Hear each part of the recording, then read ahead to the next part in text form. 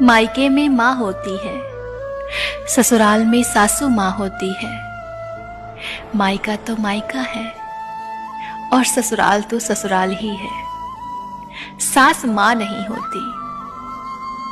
माँ कहती है इतनी देर हो गई तूने खाना नहीं खाया, पर सासू माँ कहती है इतना वक्त हो गया अभी तक खाना नहीं बनाया।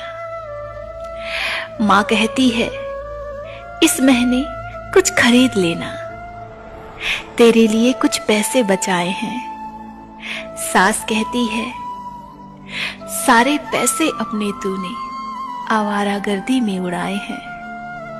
माँ कहती है जो मन की हो वही किया कर। सासू माँ कहती है बस ससुराल वालों की ही सुना कर।